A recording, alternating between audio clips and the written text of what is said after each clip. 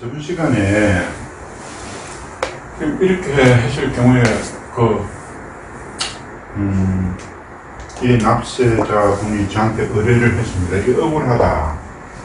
그래서 제가 그 내용을 살펴본 바에 의하면은 사실관계는 지금 이러한데, 사실관계는 제가 이야기했던 것은 있는 그대로를 이야기를 해드렸습니다. 근데 제가 이러한 사실관계를 파악을 하고 나서 어떠한 생각을 가졌느냐 하면은, 이것을 세금을 과세한 과세당국이 이 법을 모를 리가 없다는 겁니다. 법이 그 중에 나와 있으니까요. 이 시행령제 34조 상경세법 제45조에 이 법이 나와 있다 이 말이에요. 이 법이 나와 있는데도 불구하고 과세받은 수중 가액이라고 있는데도 자기들이 과세를 해놔놓고 이것이 아니다, 그렇게 부정한다라는 겁니다. 그래서 이게 왜 이러하냐, 왜 이렇게 법에 규정이 되어 있는 것, 이 법의 규정이 명백하게 되어 있는 것을 따라주지 않는 이유가 뭐냐. 이것은 여러 가지 이유가 있지만은 법에 따르지 않고 자기들이 법에서 이렇게 생각할 수도 있고 저렇게 생각할 수가 있다거나, 법에 규정하지 않는 것 같으면 모르겠지만 이렇게 규정이 되어 있는데 그렇게 하는 것은 아마 조사자가 자기의 실적을 올리기 위해서 과세를 많이 함으로써 자기 실적이 올라감으로써 그렇게 했다, 그렇게 이해를 하기로서는 이 전체가 너무 이해가 안 간다. 그러면 조사자가 그렇게 했을 경우에 위에서 결제하는 사람들은 이것을 안 쳐다보는다는 거예요. 이게 과세해도 되나? 이게 왜 이랬느냐? 이렇게 나오잖아. 그럼 거기서 결제를 하는 사람은 이 조사자가 그 결제 과정에서 이것을 잘 살피지 않는다라는 것입니다. 그냥 오면은 그냥 결제를 하는 것이 아니냐. 그렇다면은 이것이 실적을 올리기 위해서 다른 사람들이 다 이렇게 하느냐. 그것은 어떤 조금이라도 양심이 있는 사람이면은 내 실적을 올리기 위해서 다른 사람한테 이런 세금을 부당한 과세를 해가지고 고통을 준다, 이건 아니잖아요.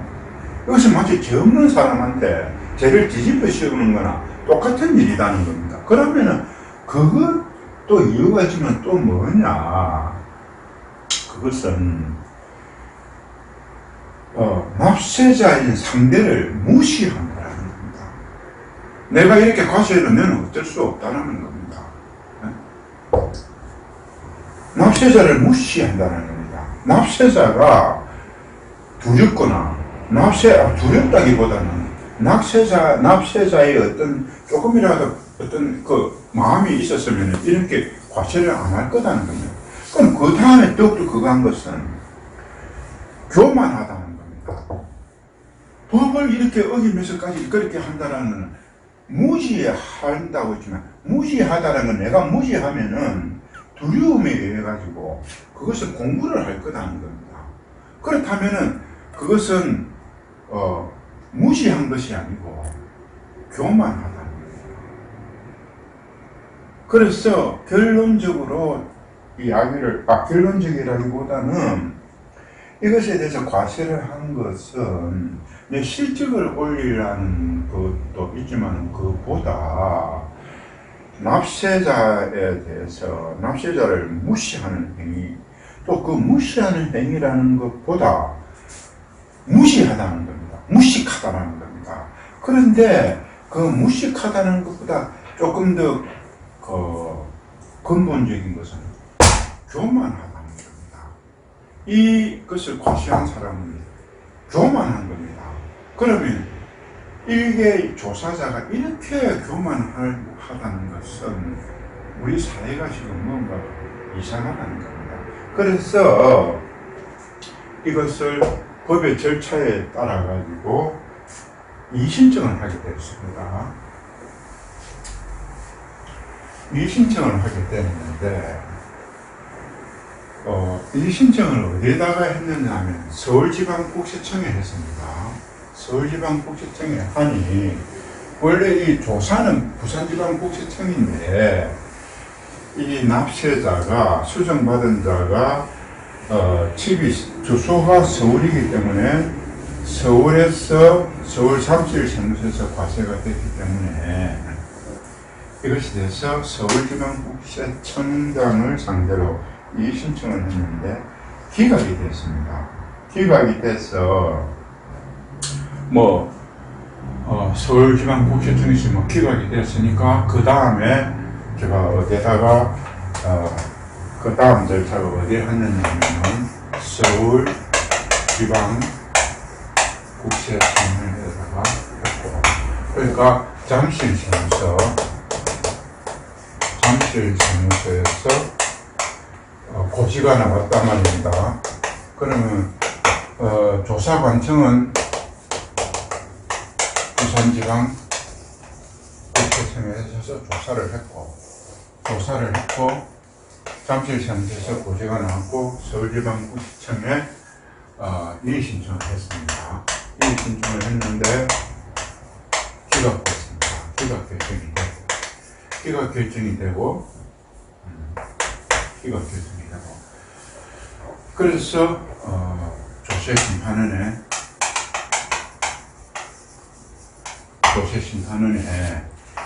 이것을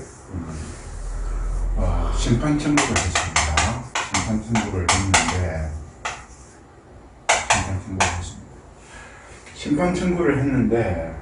심판 청구를 하고 제가 이 처분청 요 조사청에서 심판 청구를 하니까 조사자의 의견서가 왔다. 이 의견서에 대해서 제가 또 항변 자료를 제출했습니다.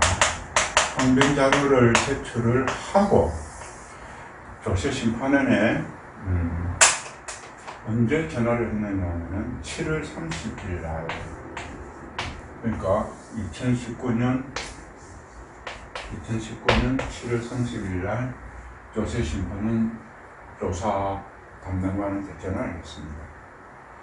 자, 그럼 이렇게 항변 자료도 제출하고 조세심판원에 심판 청구도 하고 처분청 의견서도 나왔었고 이렇게 되니 여기서 그렇게 하니 제가 7월 30일 날 전화를 해서 어떻게 물었느냐 하면은 물었던 것이 어떤 그 조사관한테 조세심판원에 가면은 조사관이 있습니다. 그리고 심판관 회의가 있고요. 심판관 회의가 있는 그 두 가지 기관이 조사관은 요 사항에 조사를 해가지고 심판관 회의에 붙인다는 겁니다. 그래서 항변 자료를 하고 7월 30일 날 내가 이야기했던 것이 뭘 이야기하느냐, 부산지방국 이쪽에서 근로소득 8,800만 원에 대해서 이것에 대해서 2년간에 8,800만 원이 2년간에 1억이라는 카드 성금액이 있다는데 그 카드 성금액에 대해서 그 카드 성금액이 명세서가 있다는데 그 명세서가 조세심판원에 지금 들어가 있을 것이다. 그것을 내한테 달라. 그러니까 그렇게 해야 나도 이 금액이 1억이 있었는지 어떻게 됐는지 알아야 할 거 아니냐. 그 첫 번째, 2년간의 그 카드 사용 내역을 달라. 사용 내역을 이쪽에다가 의견서를 제출했으니까 카드 사용 내역을 좀 달라. 두 번째는 의견 진술을 좀 하게 해달라. 의견 진술이라는 것은 조세심판관 회의가 열리게 되면은 청구인으로서 납세자가 조세심판관 회의에 가서 어떤 내 주장을 하는 것입니다. 그래서 그 의견 진술과 카드 사용 내역에 대해서 그것이 정해지가 있는 법이 이것이 어디에 정해지가 있느냐 하면은 이것이 법에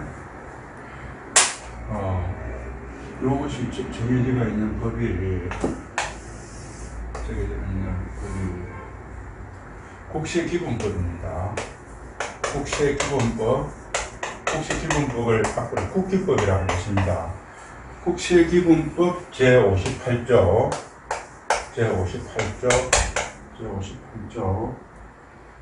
에 보면은 이렇게 되어 있습니다.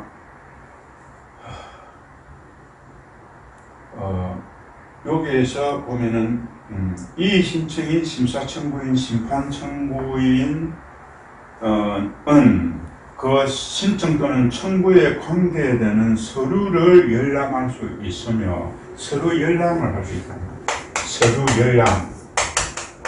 서류 열람 중에서 뭡니까? 그 청구에 관계되는 서류 열람을 할 수 있고, 서류 열람을 할 수 있으면 두 번째,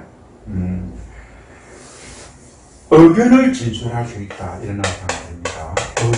의견을 진술한다. 그러니까 두 가지가 할 수 있다는 이야기죠. 청구에 관계되는 서류를 열람할 수 있으며 의견을 진술할 수 있다. 이런 말입니다. 그래서 법에 의한 거라는 겁니다. 카드 사용 내역을 부산지방국세청에서 2년간 이 청구인이 1억원을 사용했다는 거 우리는 모르겠다. 그러니까 그것을 한번 보자. 서류 열람을 하자는 법에 의한 거다는 겁니다. 그리고 의견을 진술할 수 있다. 이렇게 두 가지를 이야기를 했다. 두 가지를 이야기를 하니 이 서류 열람은 이 조사관이 조세심판관이 이 조사관이 사무관입니다. 그거는 여기다가 물어봐. 그래서 이 법이 이렇게 되어 있지 않느냐.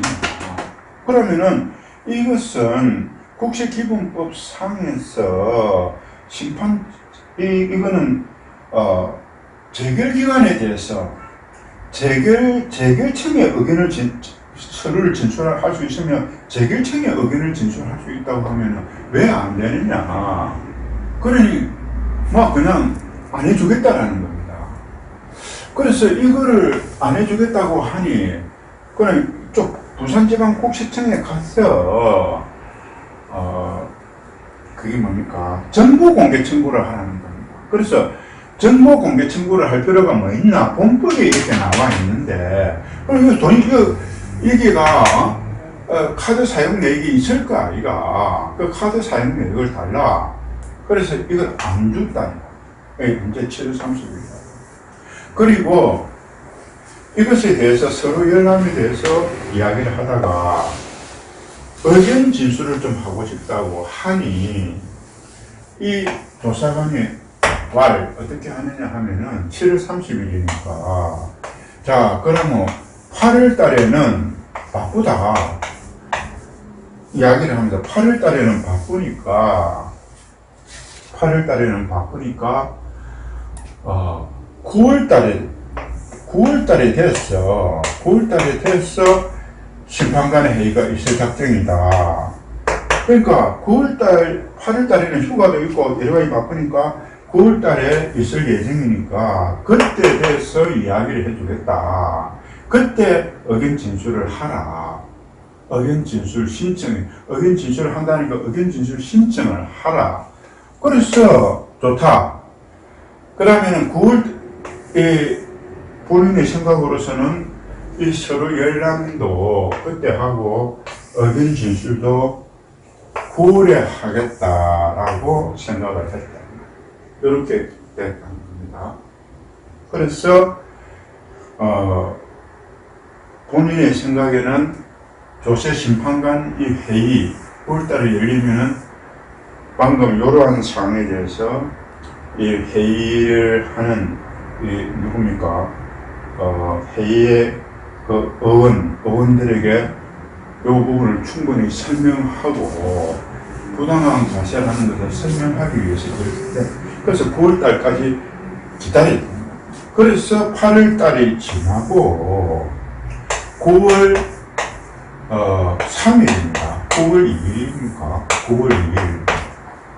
9월 2일이나 3일이나 9월 2일 날에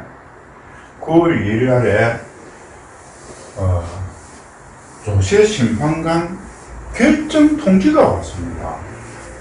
아니 9월에 심판관 회의를 한다 해놔놓고 9월 2일 날에 결정 통지가 왔다 이 말입니다. 그래서 이게 뭔 말이냐. 그래서 이 조사관한테 전화를 했어요. 이 조사관한테 전화를 하니까 이 조사관 왈 어떻게 말하느냐 하면은 8월달 그러니까 조사관이 한참 이야기해. 조사관이 무슨 조세 심판관 회의가 언제 열렸느냐 고 하니 8월 20일 날 열렸다는 거예요. 그러니까 9월 달에 열리겠다고 했는데 그 이전인 8월 20일 날 열렸다 이 말이에요. 그래서 내가 어처구니가 없다 이 말입니다. 왜 9월 달에 열렸다 했는데 왜 8월 20일 날 했느냐. 그러니까 이 조사관이 뭐라 하느냐 하면은 8월 20일 날 열렸는데 그 전에 내한테 전화를 많이 했다라는 거예요. 내한테 많이 전화를 했는데 거기서 이야기가 어떤 경상도 말씨를 쓰는 나이 많은 여자가 전화를 받았다는 겁니다. 전화를 받아서 이 여자에게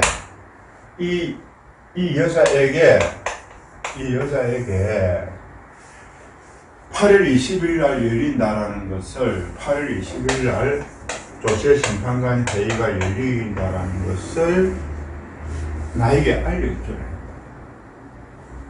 그래, 이랬으니까 이야기를 했지 않느냐 이 말입니다.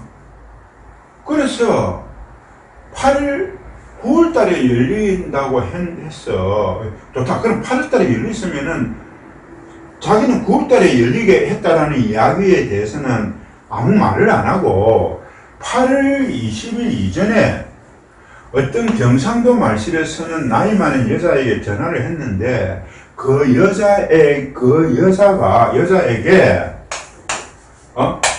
여자가 본인에게 자기가 말한 것을 알려주라고 이야기를 했다. 이게 무슨 말이냐 이 말이야. 이게 아니 본인이 항상 내가 항상 내 휴대폰을 가지고 다니는데 그럼 이 지금 조사관 이야기는 내가 지금 내한테 전화를 하니까 어떤 경상도 말씨를 쓰는 나이 많은 여자가 받길래 그 나이 많은 여자로 하여금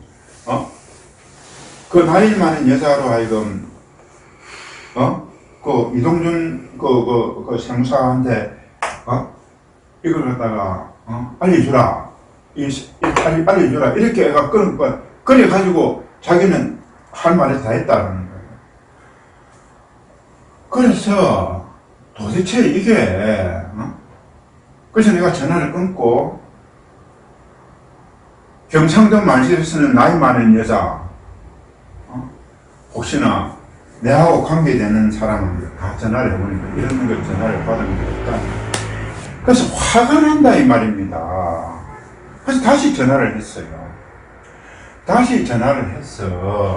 자, 그러면은 경상도 말씨를 쓰는 나이 많은 여자가 전화를 받았다고 이렇게 하면은 내 사무실이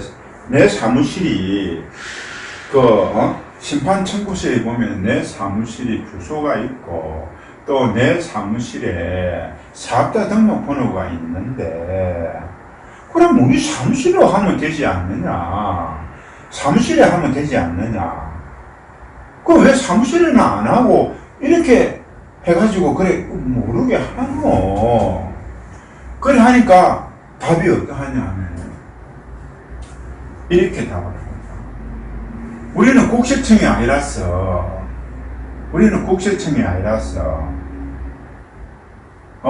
세무사님의 정보를 알 수가 없습니다. 이렇게 이야기를 한다. 그래서 야, 이 사람아, 내가 조세 심판원에 심판 정보를 한두 번 하는 것이 아닌데 그 전에 그 전화번호를 해는 사는데 그 전화번호가 다 빼가 있던데 내 명단에 그렇게 이야기를 했는데 지금 이렇게 이야기를 하니까 어차피 그 지금 현재 이야기는 8월 20일 날에 그러니까 이 말은 다시 이야기하면 7월 30 자, 여기에서 7월 30일 날 이야기에서 9월달에 한다고 해놔놓고 9월달에 한다고 해놔놓고 9월달에 한다 해놔놓고 8월 20일 날 했다 이거야. 8월 20일 날 하고 이 7월 30일 여기죠. 7월 30일 날 하고 8월 20일 날 하고 그래가지고 9월 2일 날에 결정 통지를 했다 이 말이야. 자, 이것에 대해서 어떻게 생각을 해야 됩니까? 처분청과 어차피 조세심판관회의는 자기들이 이 편 저 편이 아니고 법원에서 민사소송이나 무슨 소송을 했을 때 원고 피고 아닙니까? 그죠? 원고 피고다 이 말입니다. 어떻게 보면은 납세자가 원고고 피고는 세무조처가 아닙니까? 그러면은 이 사람들이 지금 현재 하는 것은 납세자한테 이 법원에서 재판이 언제 열리는 것을 갖다가 모르게 한다. 네? 그러면 모르게 하는 것들 또 괘씸한 것은 9월달에 한다 해놔놓고 8월달에 했다 이 말입니다. 그럼 8월달에 해놔놓고 8월달에 했다 이 말입니다. 그래 놔놓고 미안한 거 하나도 없고 이렇게 이야기를 하고 막 그냥 끝내려고 합니다. 자, 그러면은 이것을 가지고 어떻게 생각을 해야 되겠습니까? 이게 왜 하나 이 말입니다. 이것이 일선 세무서인 것 같으면은 내도 뭐 관여라. 조세심판이라는 것이 어떤 곳입니까? 지방세뿐만 아니고 그 관세 또 세무서 세금에 관련된 모든 것은 다 취급하는 이 조세심판의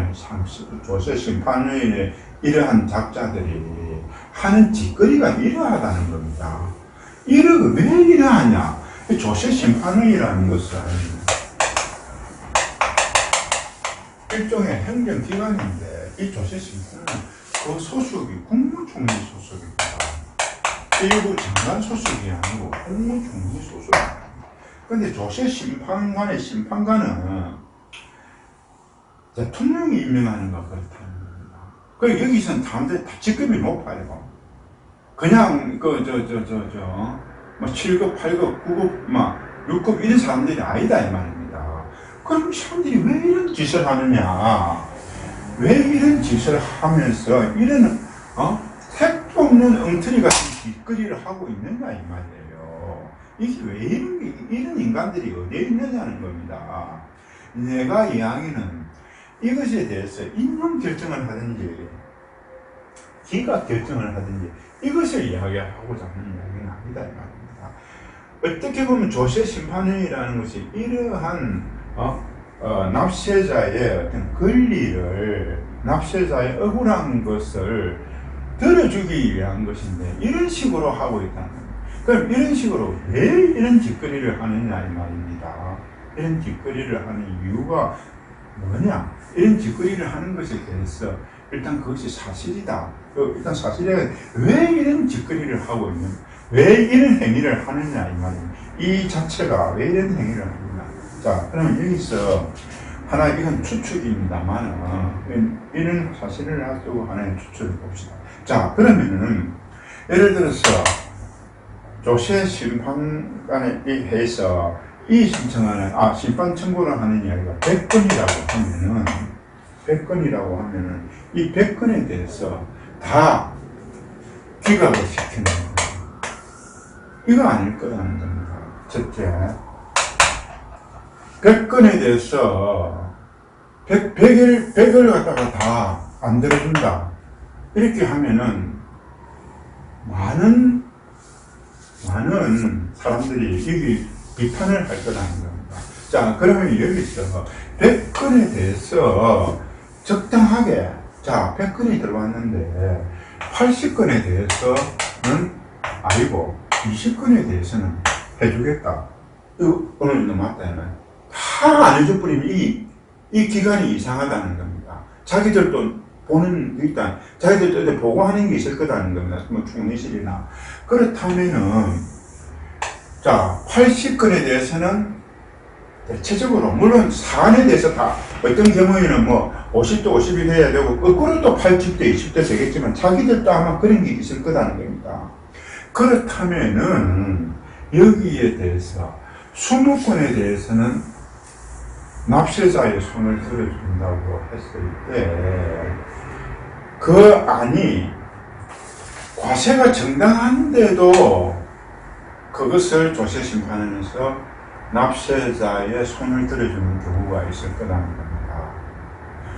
그렇게 들어주는 경우가 있으니까 이것이 부당한 과세가 돼가지고 이것이 당연히 구제받아야 되는 건데 이 자기들이 이것에 대해서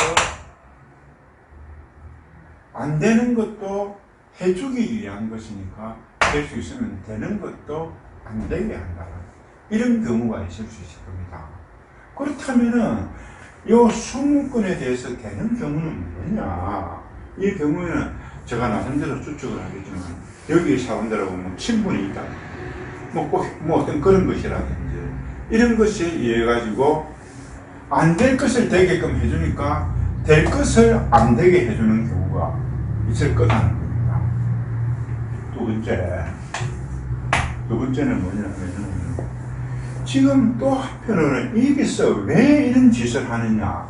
그러면 여기서 조세심판원이라는 건 일반 행정기관하고 국무총리소관으로서 일종의 국무총리기관으로서 행정기관이지만은 이거 자체가 행정기관이지만은 그 실질적인 것은 일종의 법원과 같아 이 말입니다. 이 조세심판관의 회의가 양심에 의해서 판단한다니까 그것을 결정하는 것에 대해서 상임 심판관들이 자기 책임이 없다는 겁니다. 여기에 대해서 결정이 된 것에 대해서는 법원의 판사가 판결을 하는 것과 같아요. 법원의 판사가 판결하는 것에 대해서 책임을 묻지 못하듯이 이 부분도 책임을 지을 수 없다는 겁니다. 그 심판원에 대해서 혼자 하는 게 아니고 심판관 회의라는 독특한 것을 거치게 된다. 그런데 심판관 회의를 거치게 여러 사람이 심판관 회의를 거쳤으니까 여기에 대해서 누구 한 사람한테 책임을 물을 수 없다는 겁니다. 책임을. 왜? 우리 여러 사람이 의견을 모아서 했다니까 그 아무리 부정적인 일도 이 여러 사람이 한 것에 대해서는 이 책임을 묻지 않는다. 그래서 이것에 대해서 양심에 의해서 한다 이 말입니다. 양심에 의해서 했다는데 그걸 뭐라고 이야기를 할 것이냐 하는 겁니다. 세 번째는 이러한 것이 그래도 뭐 어느 정도 이 유론이 있겠죠. 그래 이런 게 있지만은 결국은 조세 심판원이라는 이 행정기관에 대해 가지고 감시하는 국무총리 소관이니까 국무총리가 이것에 대해서 감시를 제어를 해야 된다는 겁니다. 저 국무총리가 조세 심판원에 대해서 제어를 해야 돼. 감사라든지 이런 제어를 해야 되는데 국무총리가 지금 현재 정치인이나 이런 것으로 해가지고 여기에 제어를 할 만한 그게 아니라 지금까지 총리들이 몇십 년 동안이나 이것에 대해서 그냥 방치시켜놨다. 방치됐다. 그러면은 이렇게 방치가 되면은 결국은 뭡니까? 행정을 또 대통령이야 국무총리 또 장관에 대해서 국정감사라든지 평상시간에 국회 아닙니까? 이런 국회에서 이 조세 심판원에 대해 가지고 이러한 부정이라든가 이러한 어떤 비리 행위에 대해서 국회에서 국회의원들이 여기에 대해서 감사를 하고 지적을 해야 돼요. 그런데 국회의원들도 마찬가지로 정치 노릇만 하고 있어요. 정치 노릇만 하고 이거 어떻게 되느냐?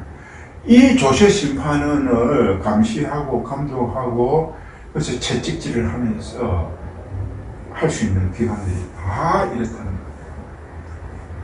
그러면 여기서 억울한 사람은 누구냐? 억울한 사람이 결국은 납세자도 조세 심판원에 이렇게 하니까 강력하게 이야기를 해. 그러나 납세자는 이 복잡한 세법이나 이런 걸 모른다 이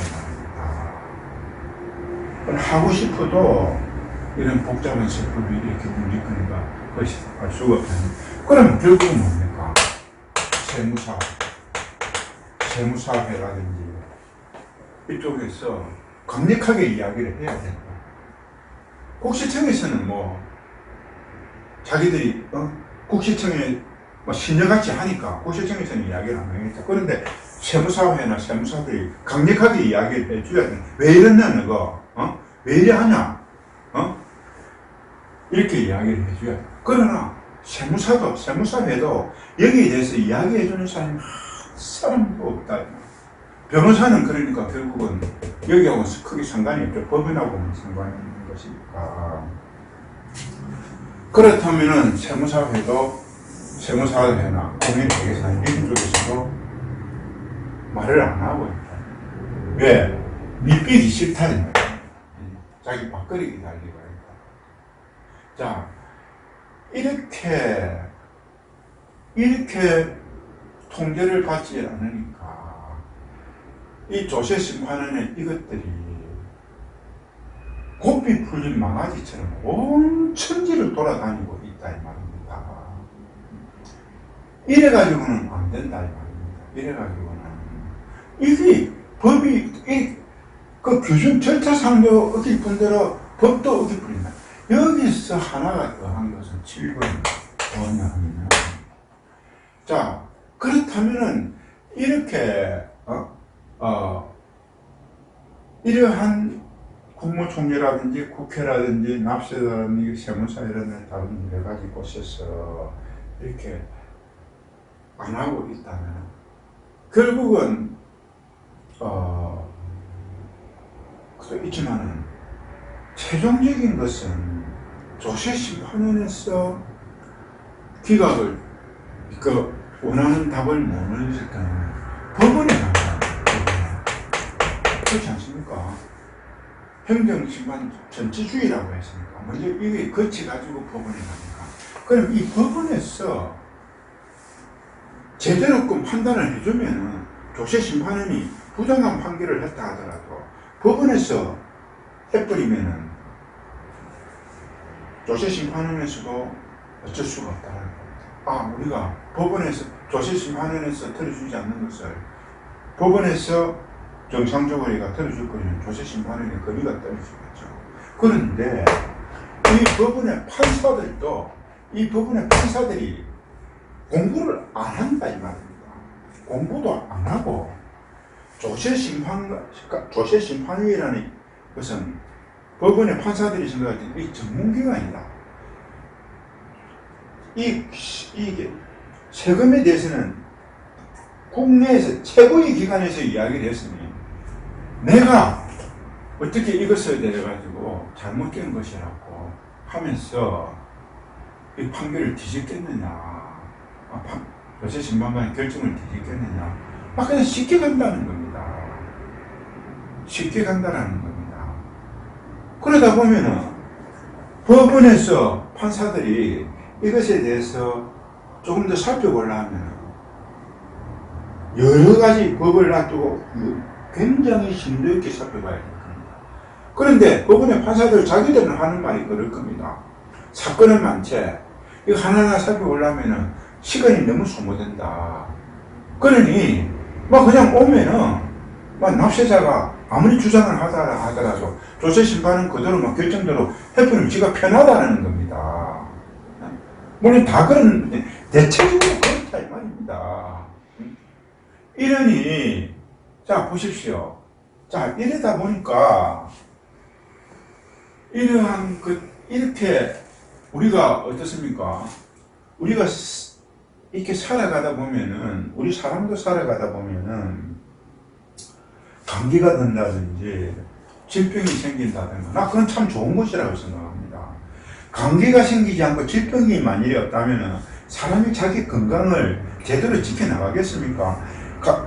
감기가 생기고 질병이 생기니까 그것을 견디고 그것에 대해서 자꾸만 내가 운동을 하고 내 몸을 잘 다스리고 함으로써 내 건강을 유지하는 거 아닙니까? 그것은 감기가 있고 질병이라든가 이런 것이 있음으로써 내 몸을 좀 더 튼튼하게 한다. 그런 것들은 왜 보면은 내 몸에 안 좋은 것이지만 그러나 그것이 있음으로써 내가 내 몸의 건강을 더욱더 잘 챙긴다. 만일에 그런 것이 없으면은 내가 몸을 제대로 지탱할 수 없다는 겁니다. 그 나중에 만일에 그런 것이 없을 경우에는 괴물이 되어본다는 겁니다. 괴물이. 우리가 이야기하는 접을 삼세나 이런 사람들이 마약을 한다든지 이상한 행동을 한다는 그게 뭡니까? 통제하는 것이 없다는 겁니다. 통제하지 않으면 그 자체가 부패되고 그 자체가 무너져 버린다는 겁니다. 이 조세심판원도 마찬가지로 통제받지 않은 지가 몇십 년이 됐다는 겁니다. 몇십 년이 되나니까 지금 이 안에서 벌어지는 일이 희한한 일이 벌어지고 있다는 겁니다. 이 희한한 일이 벌어진다면 그것은 개인이 예를 들어서 희한한 일이 생긴다면 그것은 누가 막을 수가 있겠습니까? 그것은 자기 친구들이나 자기 부모들이나 그렇지 않잖아요. 개인이 아니라 이 말이에요. 국가의 세금으로 운영하고 있다 이 말입니다. 국가의 세금으로 운영하고 있고 여기서 판단이 된 것은 조세에 관련돼 가지고 많은 사람한테 영향을 끼치게 된다는 거예요.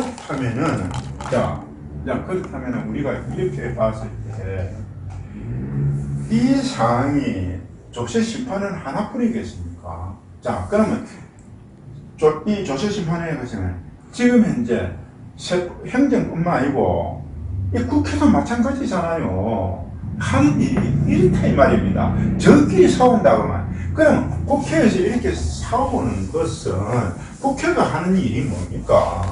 국회가 하는 일이 결국은 국회가 하는 일은 행정부에 대한 감시다 이 말이에요. 행정부를 통제하는 게 국회다 이 말입니다. 그러면은 국회가 지금 이제 이렇게 있을 때 국회 저것끼리 여야로 해가지고 막 싸우고 있다 이 말입니다. 정작 싸워야 하고 감시해야 될 것은 여기인데 이렇게 서로 싸우고 있다 이 말. 왜 싸우느냐? 정권을 내한테 가져온다든지, 이렇게 뭐 어떤 여러 가지 예를 들어서 서로 이렇게 서로 잘 이렇게 싸우고 있다 이 말입니다. 이 싸운 지가 1년이 아니고 몇십 년이 됐다. 몇십 년이